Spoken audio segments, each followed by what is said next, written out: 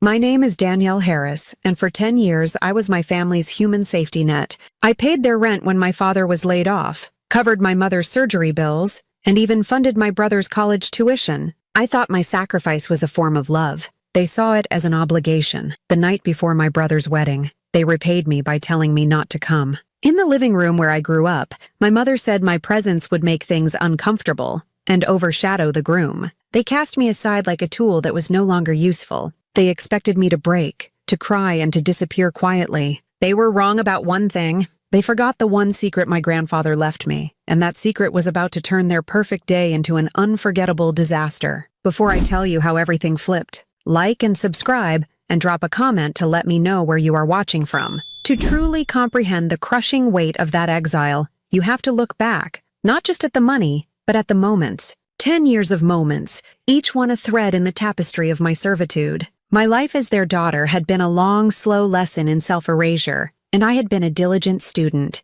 The mantra was always the same, a quiet hum beneath every request, every demand: family first. A phrase that sounds like love but is, in the wrong hands, a shackle. It began in earnest the year my father lost his job. He wasn't just laid off. A part of his spirit was amputated. He had worked at the same manufacturing plant since he was 19, his identity so entwined with the clang of machinery and the smell of industrial oil that he didn't know who he was without it. He came home that final day, his lunchbox in his hand, and walked past my mother without a word. He sat down in his worn leather armchair, the one I'd later replace for him as a Christmas gift, and stared at the wall. For weeks, he barely moved, a ghost haunting the living room. The shame radiating from him was a physical presence in the house, thick and suffocating. My mother, unable to cope with his depression, directed all her anxiety at me. The first pink utility notice arrived on a Tuesday. She called me at my office, her voice a frantic whisper. "They're going to shut off the power, Danny.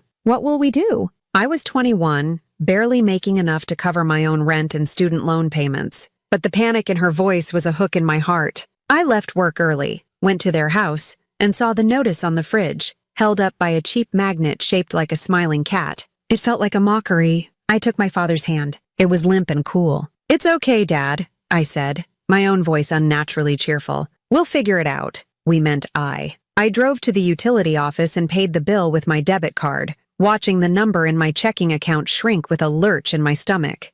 I told myself it was a loan, a temporary bridge. But I was the only one on that bridge, and I was the one who was burning it behind me. That single payment became a torrent. The next month it was the rent. The landlord was a hard-faced man who smelled of stale cigars. I met him on my parents' porch, pressing a cashier's check into his hand that represented 2 months of my own disciplined savings. My dream of a down payment on a small condo, a place that was solely mine, began to feel like a childish fantasy. It was the first major piece of my future that I sacrificed for their present. My mother hugged me, tears of relief in her eyes. "You are our angel," she'd sobbed into my shoulder. "Family first, always." The words felt warm then, a validation of my sacrifice. It took me years to realize that angels don't have lives of their own. They exist only to serve others. Then came the slow, steady bleed of everyday expenses. It was never a direct ask, just a constant stream of complaints. "The price of groceries is just unbelievable," my mother would sigh over the phone. The next day, I would show up with 3 bags filled with food. "The car is making that funny noise again," my father would mutter. The following weekend, I'd spend a Saturday in a greasy auto shop waiting room, putting the $800 repair bill on my credit card. I became a hyper-vigilant listener, my ears trained to detect the subtle hints of need, the quiet confessions of lack. I was so desperate for their approval, so terrified of their failure, that I became their proactive provider, solving problems they hadn't even asked me to solve yet. I was enabling their helplessness and calling it love. The most devastating sacrifice was my mother's surgery. It was an emergency appendectomy, but complications led to a longer hospital stay. The insurance, which they had through a bare-bones state plan, was a sieve, full of holes and high deductibles. The bills arrived in a terrifying flood, a blizzard of white envelopes that covered the dining room table. The final tally was just over $14,000. It was an impossible sum for them. Mark was at college, spending money faster than he could text, and he offered a casual, "Wow, that sucks," before asking me if I could spot him $50. All eyes, once again, turned to me. By then, through sheer force of will and by living like a monk, I had managed to scrape together a respectable savings account. It was my escape fund, a secret I held close to my chest. It was my proof that I had not been entirely consumed. Giving it up felt like a physical violation, like they were reaching into my chest and tearing out a vital organ. I remember sitting in my car in the hospital parking lot, the flimsy paper of the bills trembling in my hand, and initiating the transfer on my phone. I watched the number drain from my account, a decade of careful planning and quiet dreams vanishing in 30 seconds. I walked into her hospital room and she was watching a game show, laughing weakly. I told her it was taken care of. "Oh, good," she said, her attention already back on the TV. "I knew you'd handle it." There was no comprehension of what that act had cost me. There was only the calm, serene entitlement of someone who has grown used to being rescued. Even my brother, the golden child, viewed me as his personal bank. The call for his tuition money came late one night. He was frantic, claiming the school had made a mistake with his financial aid and he was short for the semester. "I'll pay you back, Danny, I swear on my life," he'd pleaded, his voice cracking with feigned desperation.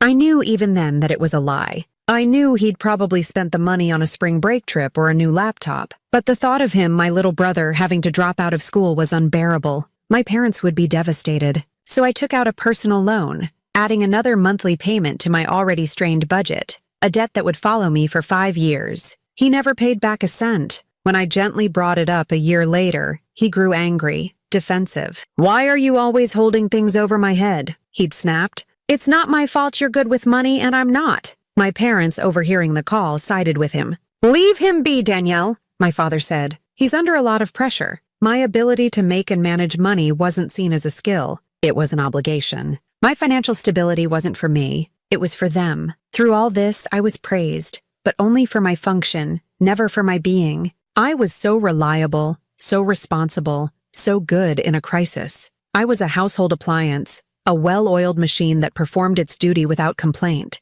Mark was charming, ambitious, a dreamer. He was a person, full of potential they were willing to invest in, often with my money. My sacrifices were the soil in which his dreams were allowed to grow, while my own were left to wither on the vine. I was the forgotten one, the cast out, the one whose love was taken, used, and then, on the eve of their greatest celebration, casually, cruelly, thrown away. The living room, once a place of childhood comfort, had transformed into a courtroom. I was on trial and the verdict had already been delivered. All that remained was the sentencing, a slow, meticulous dissection of my character, my very existence, designed to justify their cruelty. My mother sat forward, adopting the patient tone of a teacher explaining a simple concept to a willfully difficult child. My initial shock was hardening into a cold, sharp anger, and I refused to let them dismiss me with vague platitudes. "I still don't understand," I said, my voice steadier now, laced with an icy control I didn't know I possessed.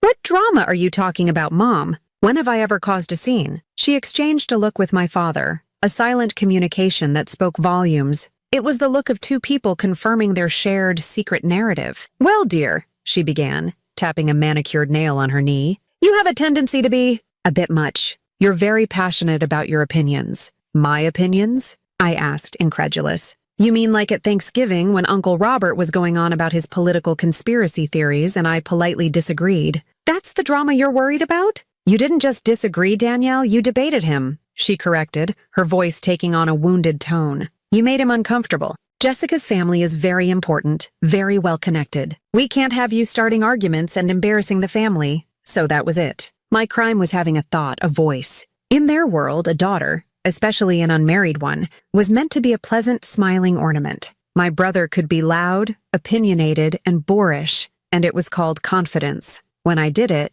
it was called drama. The hypocrisy was breathtaking. Jessica, sensing an opportunity to twist the knife, chimed in, her voice a sweet, venomous melody. "My father's partners from the surgical practice will be there," she said, naming a state senator and a prominent judge. "It's a very high-profile guest list. We just want to present a certain image of the family, a united, harmonious image." The implication was clear. I was the blemish on that image, the discordant note in their harmony. "And it's not just that," my mother continued, gaining momentum now, the flimsy excuses piling up one on top of the other. "It's your success, Danielle. It's wonderful, truly. But you know how Mark is. He's sensitive. You come in, talking about your big projects at work, your promotions. It just overshadows him. It makes him look less than. On his own wedding day, The audacity of the statement almost made me laugh. I had spent the last 10 years of my life actively dimming my own light so that they might feel brighter. I downplayed every achievement. When I got a major promotion, I told them I had just been given a few more responsibilities. When I received a significant bonus, the same bonus that paid for my mother's post-operative physical therapy, I told them it was just a little extra for Christmas. I had curated a version of myself for them that was palatable, non-threatening, and eternally accessible. And now they were using the very success that had sustained them as a weapon against me. It was a betrayal so complete, so fundamentally twisted, that it defied all logic. I turned my full attention to my father. He was my last resort, the final juror I could appeal to. He had always been the one I thought was grounded, fair. He was a man of few words, but I had mistaken his silence for depth. Now I saw it for what it was, a void. "Dad," I said, my voice low and urgent. "Look at me, please. Tell me you don't believe this. Tell me this is not happening." He flinched as if my words were physical blows. He shifted his weight, his knuckles white as he gripped the arms of the chair. He would not, could not meet my eyes. He stared at a spot on the carpet, his jaw working silently. The silence in the room was deafening, broken only by the incessant ticking of the clock. It was a silence of consent, a silence of cowardice, a silence that was a louder, more profound betrayal than all of my mother's poisonous words combined. "It's for the best," he finally rasped, the words thick and gravelly. It was a pathetic echo of his earlier statement, a mantra of denial. He was not a participant in this cruelty. He was just a helpless bystander. But he wasn't. He was a co-conspirator. His inaction was an action. His silence was a scream of agreement. Mark, who had been enjoying the show, decided to add his own contribution. He finally put his phone down and looked at me, his expression a mixture of pity and annoyance. "Look, Danny, don't make this so hard. It's one day, my day. It's not about you. Why do you always have to make everything so complicated?" Complicated? The word shot out of me, sharp and hot. "I made things simple for you, Mark. I paid your tuition so you wouldn't have to drop out. I bought the groceries when Mom's account was overdrawn.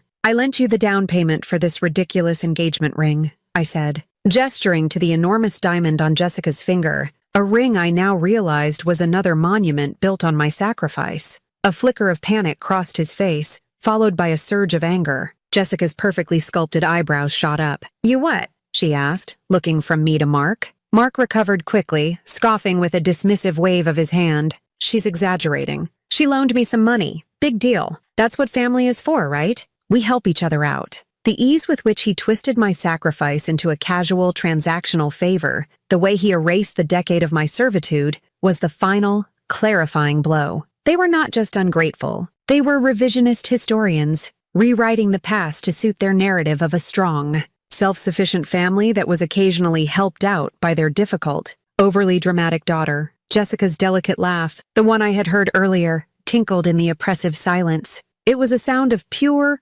unadulterated contempt. She leaned forward, her blue eyes cold as ice chips. "Well," she said, her voice dripping with condescension, "it seems we have you to thank for so much, but my family will be taking over from here. You don't need to worry about Mark anymore." The message was unmistakable. Your services are no longer required. You have been replaced by a newer, wealthier model. The four of them were a solid, impenetrable wall of entitlement and denial. They had used me, drained me, and were now discarding the empty husk. The humiliation was a physical sensation, a fire crawling up my neck, a crushing weight on my chest. I had been a fool. My love, my loyalty, my endless giving, it had all been a terrible, one-sided transaction. And today, they had finally closed the account. The walk from the living room to my old bedroom was the longest journey of my life. Each step up the creaking staircase felt like a monumental effort, as if I were wading through thick, invisible mud. I could feel their collective gaze on my back, a palpable weight of judgment and relief. They were relieved that I hadn't made a scene, that their difficult daughter had finally learned her place and retreated without a fight.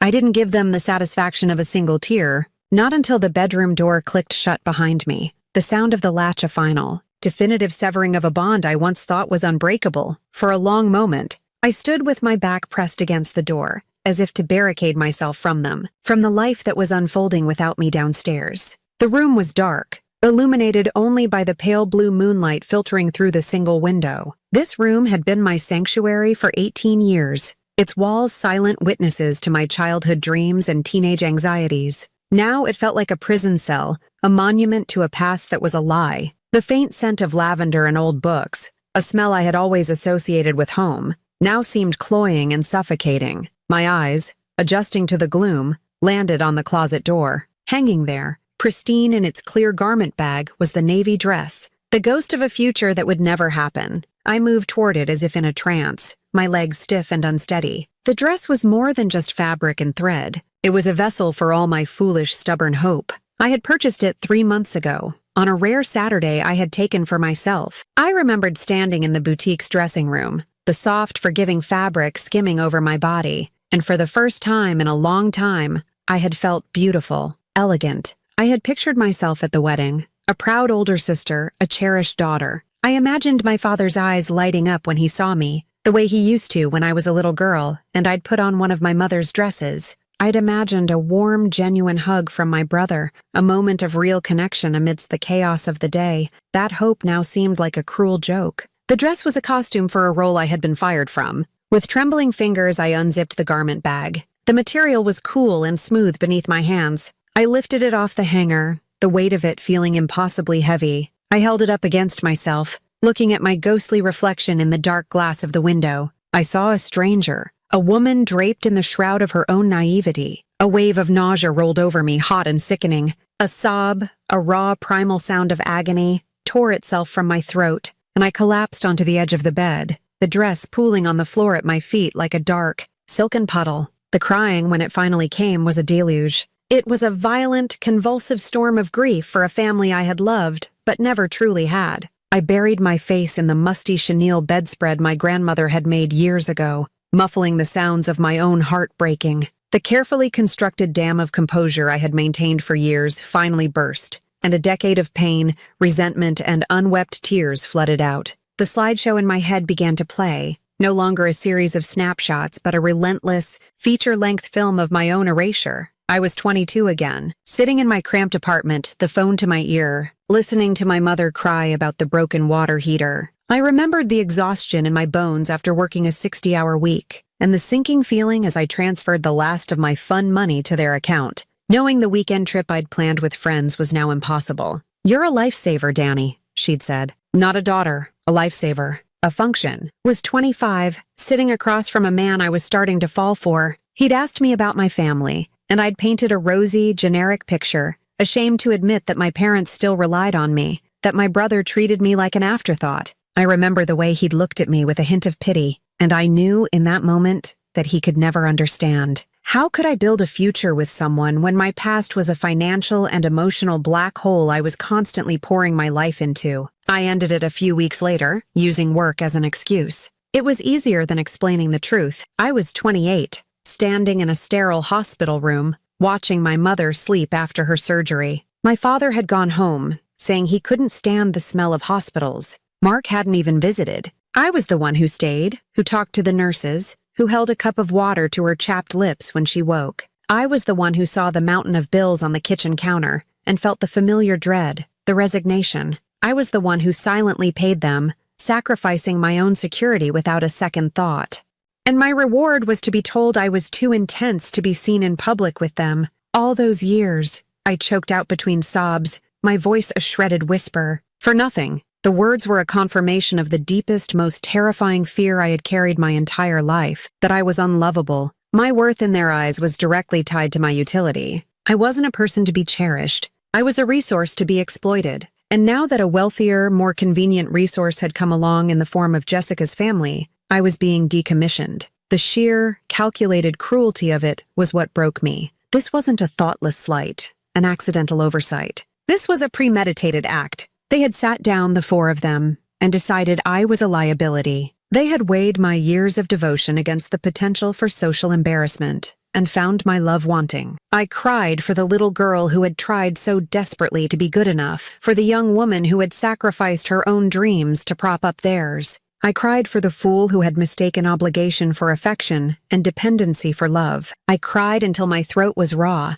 my eyes were swollen shut, and my body was a hollow, aching void. The invisible daughter had finally, completely, disappeared into her own grief. The storm of grief eventually passed, not because the pain lessened, but because my body had nothing left to give. I lay on the bed for what felt like hours, a hollowed-out shell of a person, staring at the ceiling as the moonlight slowly crept across the room. The tears had stopped, leaving my face stiff and salty. The sobs had subsided, leaving an unnerving silence in their wake. It wasn't peace. It was the eerie, absolute calm that follows a devastating natural disaster. The moment when the wind dies down and you can finally see the full extent of the wreckage. In that profound stillness, my mind, stripped bare of all its hopeful illusions, began to work with a cold, terrifying clarity. A memory surfaced, unbidden, from the depths of my childhood. It wasn't a memory of my parents or my brother, but of my grandfather, my mother's father. He was a carpenter, a man who built things with his hands, solid, sturdy things that were meant to last. He smelled of sawdust and linseed oil, and his hands, though calloused and rough, had always been gentle with me. He was the only one in the family who had ever looked at me and not seen a problem to be solved or a need to be met. He had seen me. I remembered being 12 years old, sitting in his dusty, sun-drenched workshop while he explained the blueprints for a house he was building. He didn't simplify it for me. He pointed to the lines and numbers, explaining load-bearing walls, structural integrity, and the importance of a solid foundation. "Everything looks nice on the surface, Danny," he'd said, his voice a low, kind rumble. "But if the foundation is bad, the whole house will come down sooner or later. People forget that. They're too busy looking at the fancy paint." Then he'd tapped his temple. "The most important tool you'll ever have is right here. Be smart. Read the fine print. Never let anyone make you feel like you're not strong enough to hold up your own roof." His death 8 years ago had been the first real crack in my own foundation. I remembered the stifling atmosphere of the lawyer's office, the rustle of papers as his will was read. I remembered my parents' shock, and then their poorly concealed avarice. When the lawyer announced that my grandfather had left his 40% ownership stake in the Grand Oak Banquet Hall directly and solely to me, it was his largest asset, a thriving business he had smartly invested in decades ago, the same venue that was, at this very moment, being prepared for my brother's wedding. His voice from that day in the workshop echoed in my mind, a ghostly whisper from the past. "Read the fine print." I thought of the papers my parents had pushed in front of me weeks after the funeral. "It's just to make things easier, honey," my father had said, his smile thin and strained. "We'll manage the business side of things for you. It's too complicated." They had tried to trick me into signing over my proxy rights to effectively neuter my ownership while they reaped the benefits. But my grandfather's warning had made me cautious. I had refused. After a tense week of them calling me ungrateful and difficult, we had reached a compromise.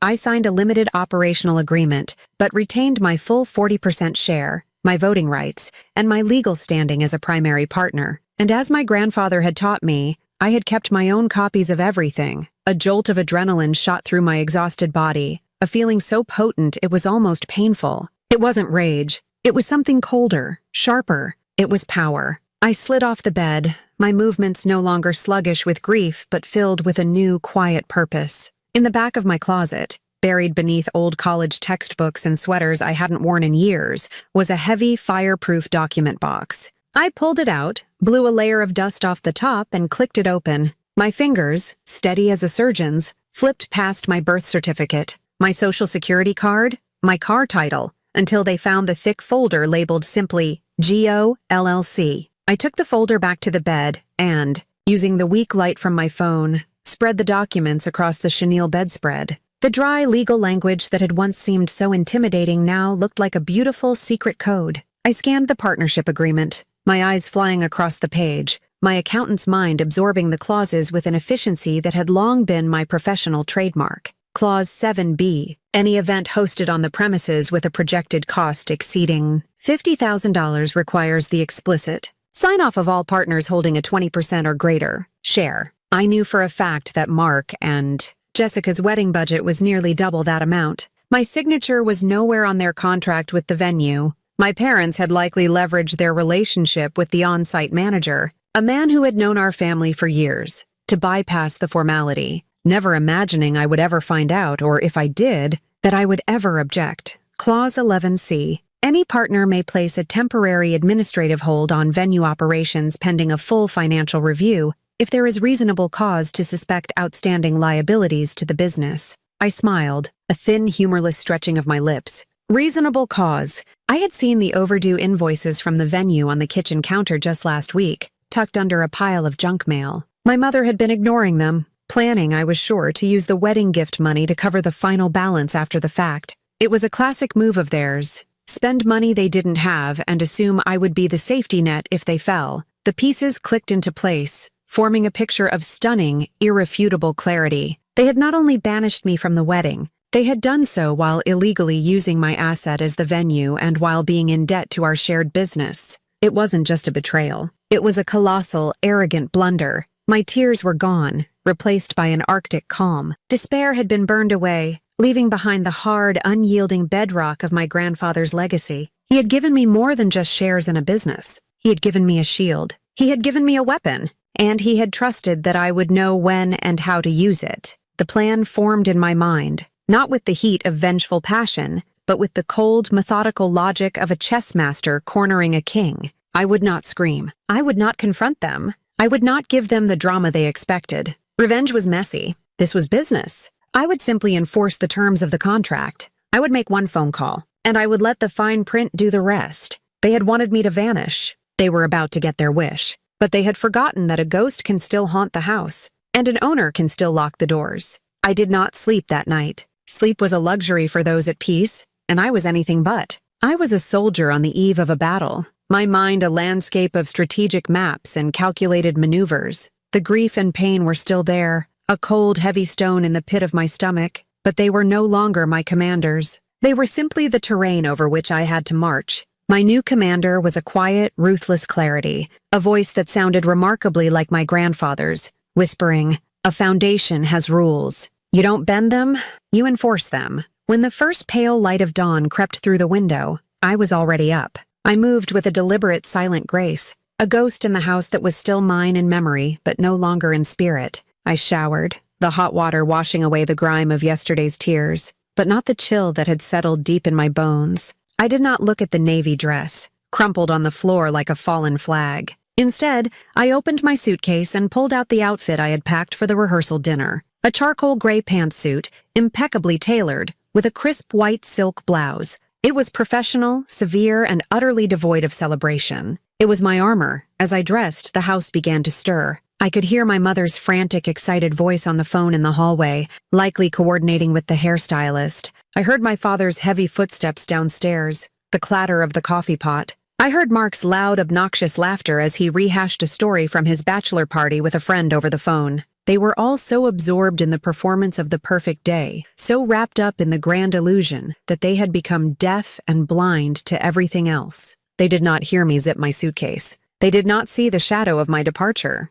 I walked down the stairs, my sensible heels making no sound on the carpeted runner. My mother bustled past me in the hall, a phone pressed to her ear, a whirlwind of hairspray and nervous energy. She shot me a brief, irritated glance, a look that said, "You're still here?" before turning her back to me and continuing her conversation. She didn't ask where I was going. She didn't care. My erasure was so complete in her mind that my physical presence was now an inconvenience. It was the last look she would ever give me that wasn't tainted by panic or rage. I walked out the front door, closing it softly behind me, the click of the latch a final, quiet goodbye to the life I had tried so hard to be a part of. The drive to the Grand Oak was surreal. The sun was bright, the sky a brilliant, cloudless blue. It was a perfect day for a wedding. Other cars on the road were filled with families, laughing, heading to brunch or a park. I was heading to war. During the 20-minute drive, my resolve was tested. A small, frightened voice in the back of my mind, the voice of the old Danielle, began to whisper,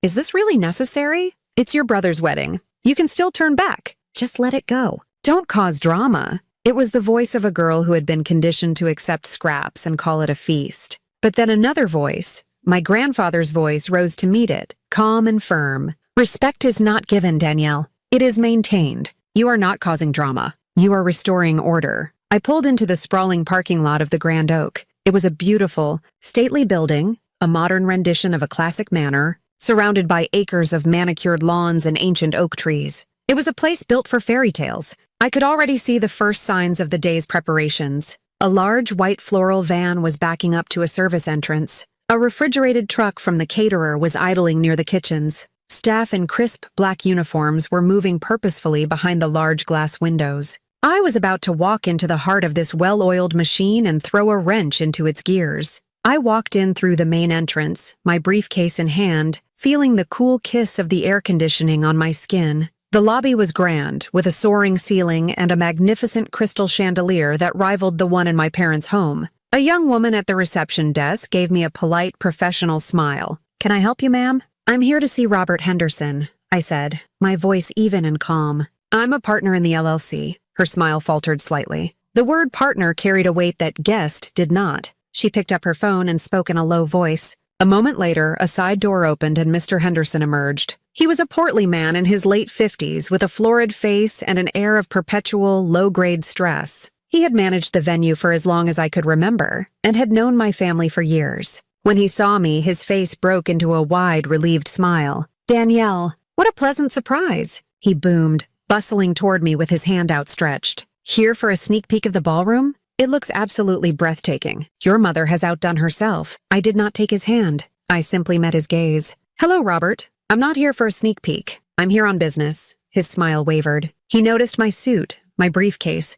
the hard, unyielding expression in my eyes. The jovial host persona evaporated, replaced by a cautious manager. "Oh, well, of course. Come into my office." His office was cluttered, filled with stacks of binders, seating charts, and fabric swatches. He gestured for me to sit, and then settled heavily behind his large oak desk. "So," he said, forcing a cheerful tone, "what can I do for you on this busy, busy day?" I didn't waste time with pleasantries. I opened my briefcase and laid the folder on his desk. "As you know, I am a 40% owner of this establishment, as bequeathed to me by my grandfather, David Allen." "Yes, of course, Danielle. We're all very proud of what your grandfather built," he said, a note of confusion in his voice. "Then you must also be aware of the terms of the partnership agreement," I continued, my voice a flat monotone. I slid a copy across the desk to him, my finger pointing to the first highlighted clause. Per Clause 7B, any event with a projected cost exceeding $50,000 requires the explicit written consent of all partners holding a 20% or greater share. "This wedding,"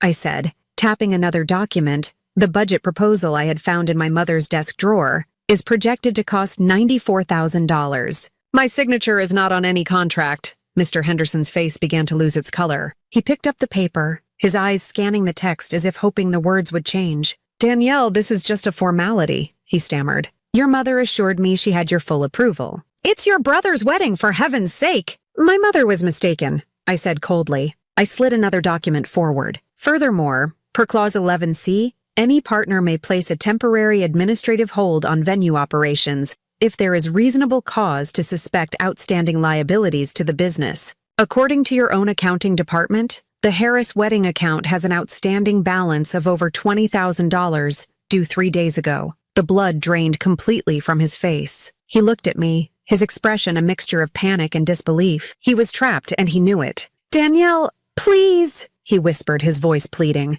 "We can't do this. The guests will be here in a few hours. Your family." "This is not a family matter, Robert." I cut him off, my voice sharp and final. "This is a business matter. As of this moment, I am exercising my rights as a partner. I am placing an immediate administrative hold on all operations related to the Harris Walker wedding. Nothing gets unloaded. Nothing gets set up. No staff is to work on this event until the outstanding balance is paid in full, and a new contract is presented to me for my signature. If you proceed in violation of these terms, you will be in breach of your fiduciary duty to the LLC, and I will be forced to pursue immediate legal action against you personally and this business as a whole." He stared at me, his mouth slightly agape. He saw the iron resolve in my eyes. He saw the legally binding documents on his desk. He saw the end of his career if he defied me. The fight went out of him, replaced by a weary, terrified resignation. He slowly reached for his phone. "Who are you calling?" I asked. Your mother," he stammered. "No," I said. "You will call your heads of staff. You will call the catering supervisor. You will call the lead florist. You will instruct them to halt all work on this event immediately. My parents are no longer your point of contact on this matter." "I am." Defeated, he nodded. He began to make the calls, his voice a choked, miserable monotone. I sat in the chair opposite him, a silent, implacable statue, listening as he systematically dismantled my brother's perfect day. I heard him tell the head of catering to keep the food in the trucks, I heard him tell the florist to stop unloading the centerpieces. I heard him instruct his floor manager to close and lock the ballroom doors. When he was finished, he slumped in his chair, looking 10 years older. He wouldn't look at me. He just stared at his desk, at the ruin of his day. I stood up and calmly gathered my documents, placing them back in my briefcase with a soft, definitive click. I did not offer a word of comfort. I did not offer an apology. I had come to do a job, and the job was done. I walked to the door of his office. As I left, I could see through the large windows into the main hall. A team of decorators who had been hanging white ribbons from the chandeliers had stopped, looking confused. The lead florist was arguing heatedly into his phone. The machine had been shut down. I walked out of the grand oak and into the bright morning sun. I did not look back. I got in my car and drove away. The silence in the car a perfect echo of the silence of my actions. I had not raised my voice. I had not shed a tear. I had simply held up the mirror of consequence to my family and let them see the reflection of their own actions. I did not go home. I did not go anywhere familiar. I drove for an hour, heading north, with no destination in mind, just a primal need to put distance between myself and the crater where my family used to be. The windows were down, the wind whipping through my hair, a chaotic sound that felt soothingly external. It was a noise that wasn't coming from inside my own head. After a while, I saw a sign for a small town I'd never heard of, and on impulse, I took the exit. I found a quiet, clean-looking motel on the edge of town, paid for a room in cash, and locked the door behind me. The room was anonymous, sterile, and blessedly silent. It was a perfect blank slate. I took my phone out of my purse, looked at the dark screen for a long moment, and then turned it off and put it in the bottom of my suitcase. I did not want to be found. I did not want to be reached. My part in the day's events was over. The rest was up to them. I spent the next few hours in a state of suspended animation. I showered again, washing the last remnants of my old home off of me. I lay on the stiff, starched sheets of the motel bed and stared at the popcorn ceiling, tracing the meaningless patterns with my eyes. There was no triumph, no giddy rush of vindictive pleasure. There was only a vast hollow emptiness. I had detonated a bomb in the middle of my own life, and while I knew it was a necessary act of demolition, I was now standing in the quiet, dusty aftermath, alone. To distract myself, I opened a sketchbook I always carried with me and began to draw. The pattern on the curtains, the way the light fell across the cheap laminate dresser. I lost myself in the lines and shadows, the only world I had any control over. Meanwhile, 70 miles south, the world I had abandoned was beginning to implode. As I sketched the serene stillness of my motel room, chaos was erupting at the Grand Oak. At 3:45 in the afternoon, the first guests began to arrive. They were a glittering procession of wealth and social standing, Jessica's family and their extensive network. Women in jewel-toned silk dresses and men in crisp tuxedos emerged from luxury sedans, their laughter echoing in the perfect afternoon air. They walked up the grand stone steps and into the lobby, expecting champagne and classical music. Instead, they found a confused bottleneck of people and a handful of flustered-looking venue staff offering vague apologies. The grand doors to the ballroom remained shut, flanked by 2 stone-faced security guards Mr. Henderson had been forced to hire. "We're sorry. There's a slight delay with the preparations," they repeated in a monotonous loop. "Please feel free to enjoy a drink at the lobby bar on a cash basis." The phrase, cash basis, sent the first ripple of alarm through the well-heeled crowd. At 4 o'clock, my mother, radiant and brittle in a powder blue mother-of-the-groom dress, swept into the lobby, her face a mask of serene hospitality. She saw the crowd and her smile tightened. "What's all this?" she asked the nearest staff member, her voice tinkling with false charm. "Shouldn't the doors be open by now?" The young man avoided her eyes. "There's a management issue, Mrs. Harris. I'm not at liberty to discuss it." My mother's charm evaporated. "Get me Mr. Henderson," she commanded. "Mr. Henderson is in a meeting and cannot be disturbed." Panic, cold and sharp, began to prickle at the edges of her composure. She saw the florist's van, still parked by the service entrance, the crew standing beside it, smoking cigarettes and looking bored. She saw the caterers, who should have been circulating with trays of hors d'oeuvres, instead packing up boxes and loading them back onto their truck. She rushed outside, her heels sinking slightly into the soft grass, and confronted the catering supervisor. "What are you doing? The reception is about to start." The man, tired of the drama, was blunt. "My orders are to pull out, ma'am." The venue management froze the account. "We haven't been paid and we're not working for free." Her face went white. She fumbled in her purse for her credit card, the one she always used for emergencies. the one for which I was a co-signer and had paid the balance on more times than I could count. She thrust it at him. "Here, I'll pay you right now." He shook his head. "It's not about the money anymore, ma'am. It's a contractual issue with the venue. Our hands are tied." He turned his back on her and went back to directing his crew. At that moment, Mark and Jessica emerged from a side room, a perfect, glowing couple ready for their grand entrance. Jessica was a vision in white, her dress a cloud of lace and tulle, her face a masterpiece of professional makeup. Mark looked handsome and confident in his tuxedo. They saw the chaos in the lobby, the closed doors, the angry guests, and their smiles faltered. "Mom, what's going on?" Mark demanded, his voice tight with anxiety. "Why isn't anyone being seated?" Before she could answer, Jessica's father, Dr. Walker, a tall, imposing man with an air of absolute authority, strode over to them, his face a thundercloud. "Evelyn," he said to my mother, his voice dangerously low, "what is the meaning of this? My friends, my colleagues are standing around this lobby like stranded tourists. This is not what we agreed to. This is not what I paid for." My mother started to stammer out an excuse, but just then a shriek came from the bridal suite. It was Jessica. She had just been informed by her wedding planner that the 6-foot-tall, $10,000 wedding cake had been refused delivery and was currently on its way back to the bakery. The perfect day was unraveling in real time, thread by thread, in front of a captive audience of their most important social connections. Mark began shouting at the security guards, his voice cracking with impotent rage. Jessica, her perfect composure finally shattering, burst into tears,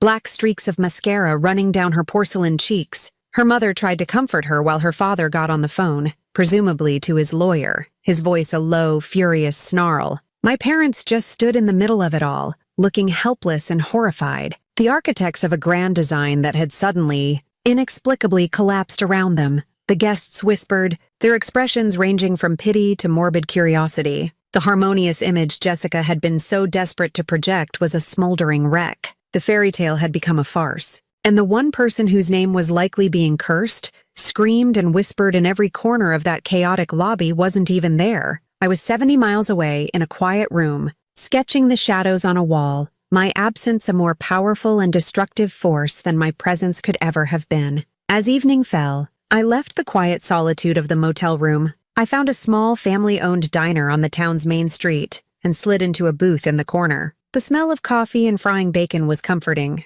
normal. I ordered a cheeseburger and a chocolate milkshake, a meal I hadn't allowed myself in years, always too conscious of budgets and saving for the next inevitable family crisis. As I ate, I watched the other patrons, a family with 2 young kids, an elderly couple sharing a piece of pie, a group of teenagers laughing in a nearby booth. It was a glimpse into a world I hadn't known, a world where evenings were simple and uncomplicated. For the first time in a decade, I felt a flicker of something that resembled peace. It was almost 9 o'clock when I returned to my room. The quiet had started to feel less like a sanctuary and more like a vacuum. I knew I couldn't put it off forever. The silence was my choice, but the fallout was still a reality I had to face. I took a deep breath, walked over to my suitcase and retrieved my phone. My hand trembled slightly as I held down the power button. The moment the screen lit up, it was like opening a floodgate. A tsunami of digital desperation poured in. The phone buzzed and vibrated violently in my hand for nearly 2 full minutes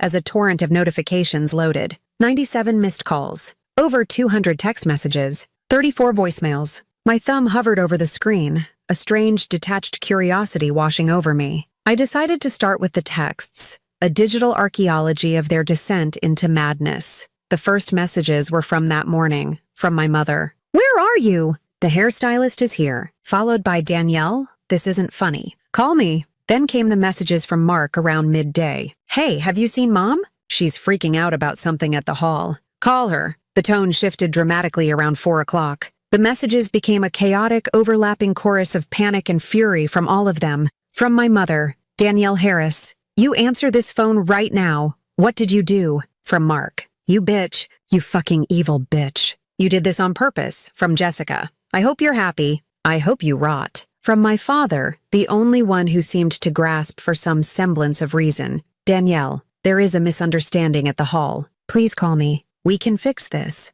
The messages continued like this, a relentless barrage of blame, hatred, and pathetic, misspelled threats. They had tried and convicted me in absentia, never once stopping to consider their own role in the disaster. As I scrolled, my phone began to ring. The screen flashed with a name I hadn't seen in years, an old high school friend who was a guest at the wedding. I ignored it. Then it rang again. This time the caller ID simply said Mark. I stared at it, my heart a slow, steady drum. I took a breath and swiped to answer. I didn't say anything. "I just listened. You!" he screamed, his voice raw and distorted with rage. There was no greeting, no preamble, just pure, undiluted fury. "You ruined my life. My one day, my one perfect day, and you destroyed it. Jessica is a mess. Her parents hate us. Everyone was laughing at us. How could you be so selfish? So jealous? I always knew you hated me." His tirade went on, a breathless, incoherent spew of accusations. I was jealous of his happiness. I was bitter that I was alone.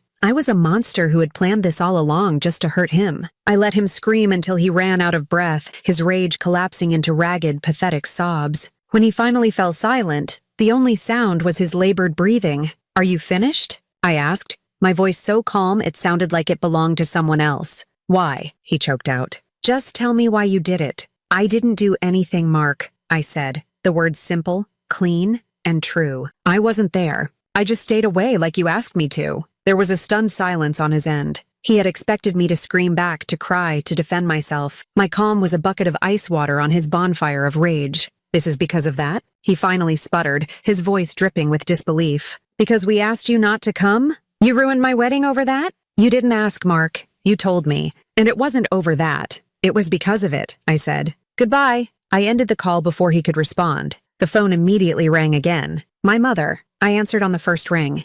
"Danielle Elizabeth Harris, you listen to me!" she shrieked, her voice a shrill, piercing weapon. "You have embarrassed this family in a way I never thought possible. Jessica's father is threatening to sue us for every penny we have. Our friends, our neighbors. They all saw it. They saw us get thrown out of our own son's wedding. How could you do this to me? After everything I have done for you?" The sheer breathtaking delusion of that last sentence almost made me laugh. I let her go on, her voice rising in pitch and hysteria. A long, rambling monologue about her social ruin, her humiliation, her broken heart. It was a masterclass in narcissism, a performance in which she was the sole victim. When she finally paused to take a breath, I spoke. "You were worried I would cause drama, Mom," I said, my voice as placid as a frozen lake. "I believe I was the only person who didn't cause any drama at all today. I was 70 miles away. This isn't about drama, this is about respect. This is about loyalty," she screamed. "Yes," I agreed softly. "It is."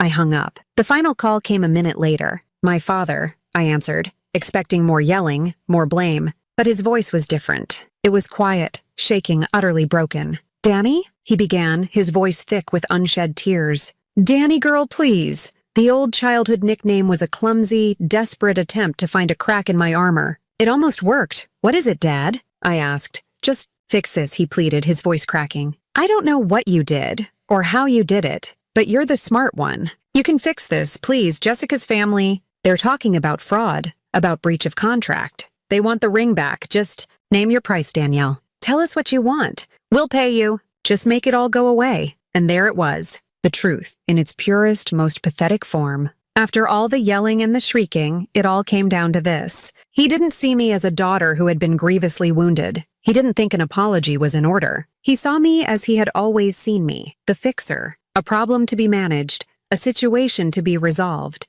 a service that could be purchased. He was not asking for forgiveness. He was trying to hire a contractor to repair the foundation of the house he himself had set on fire. A profound, sad calm washed over me. The last vestiges of my old life, the last lingering threads of hope that they might, on some level, actually love me, withered and turned to dust. "You told me not to be there," I said, my voice devoid of all emotion. "So I wasn't." I paused, letting the silence stretch. "But you forgot I was never really gone." I ended the call and did what I should have done a decade ago. I blocked his number. Then I blocked my mother's. Then Mark's. One by one, I erased them from my digital life. I sat in the silence of the motel room, my phone finally quiet in my hand. There was no victory in my heart, only a vast, desolate, and utterly liberating peace. The war was over, and I was, for the first time in my life, free. The days that followed were a strange mixture of legal maneuvering and profound, personal quiet. The storm I had unleashed continued to rage,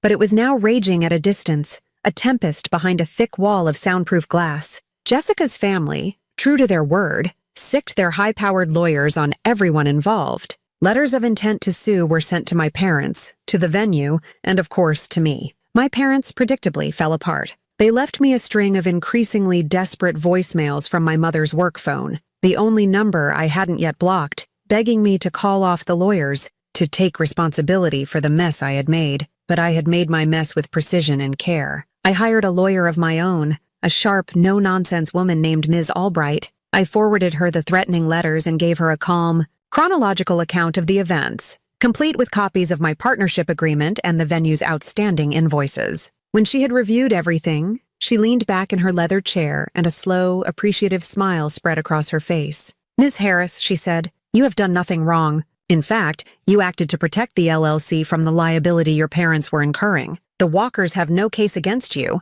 Your parents, on the other hand, have committed textbook contract fraud. You hold all the cards." She handled everything from that point on. She sent a cease and desist letter to Jessica's family's legal team, outlining my protected status as a partner acting in the company's best interest. The threats against me evaporated. She then communicated with the other silent partners of the Grand Oak, who were horrified to learn of the managerial oversight and the fraudulent booking. An emergency board meeting was called. I attended via video conference, a disembodied professional face on a laptop screen. I did not mention my family drama. I simply presented the facts of the financial and contractual breaches. The outcome was swift. Mr. Henderson was fired. My parents were sent a bill for the full cost of the aborted wedding, including damages for the catering, floral, and staffing cancellations, along with a formal notice banning them from the property. They had tried to banish me, and in the end, they were the ones who were cast out. But my victory felt hollow as long as I was still tied to them, still connected through the business my grandfather had left me. That partnership was the last chain binding me to my old life, and I knew I needed to break it to be truly free. With Ms. Albright's guidance, I initiated a formal buyout process to sell my 40% share. The remaining partners, eager to scrub the stain of the Harris family drama from their business, quickly agreed. We negotiated a fair market price, a sum that was, to my astonishment, life-changing. The day I signed the final papers was overcast and gray, a fittingly somber end to that chapter of my life. I sat in Ms. Albright's gleaming downtown office, the city skyline behind her, and signed my name over and over again. With the final stroke of the pen, I felt a lightness in my chest, as if a physical weight I had been carrying for years had finally been lifted. She slid a cashier's check across the mahogany table. The number written on it made my hand shake. It wasn't just money. It was restitution. It was a refund for a decade of my life. It was my future, handed back to me. I did not stick around to watch the final collapse of my family. I heard through the grapevine that Jessica had left Mark. Her family's social standing could not withstand the public humiliation, and their love, it turned out, was not strong enough to survive a canceled wedding cake. I heard my parents had to take out a second mortgage on their house to pay the legal bills and the damages owed to the venue. Their financial ruin was a direct consequence of their emotional cruelty. I felt a flicker of something,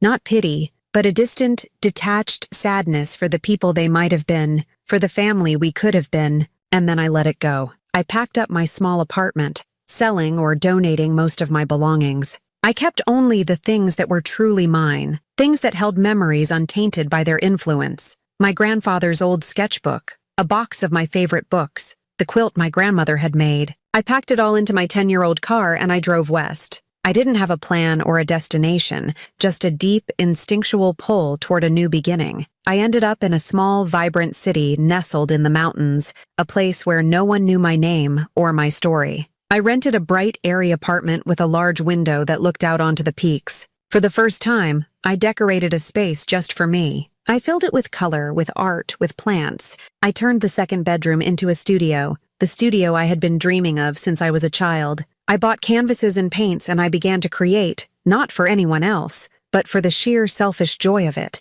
My life became a tapestry of small, quiet pleasures. The taste of my morning coffee on my own private balcony, the feeling of a successful brushstroke, the sound of laughter with new friends I made in a pottery class, people who knew me only as Danielle, the artist, not Danielle, the fixer. I started hiking, losing myself in the silence of the forest, feeling my own strength in the burn of my muscles as I climbed. One afternoon, a letter arrived, forwarded from my old address. The handwriting on the envelope was my mother's. My heart gave a familiar, painful lurch. I almost threw it away, but some part of me needed to close the final door. I opened it. It was a long, rambling, self-pitying letter, full of blame, accusations, and a single, half-hearted line that was the closest she could come to an apology. "I'm sorry if your feelings were hurt, but you didn't have to destroy us." I read the letter without tears. I took it out to my balcony, and with a small lighter, I set the corner of the paper on fire. I watched as the flames consumed her words,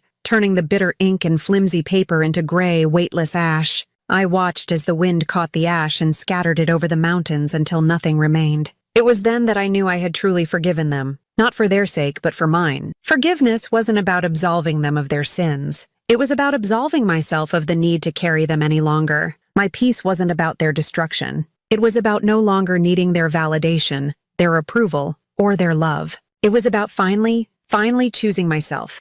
I'm sitting in my studio now. The afternoon sun is streaming through the large window, illuminating the dust motes dancing in the air and casting a warm, golden glow on a half-finished canvas on my easel. It's a painting of the mountains I can see from my balcony, their peaks sharp and strong against a vast open sky. It's a view I never get tired of. It feels like freedom. Sometimes I think about that night, the night my family decided I was disposable. I think about the person I was then, the girl who measured her worth by how much she could give away, the woman who thought love was something you had to earn through endless sacrifice, and I feel a deep, profound compassion for her. She was just trying to survive, just trying to be loved in the only way she knew how. What I know now is that you can't earn love from people who are incapable of giving it. And you can't build a foundation on cracked, unsteady ground. My family taught me that. But my grandfather taught me how to build my own house, on my own terms, on a foundation of self-respect. When family tells you you're not welcome,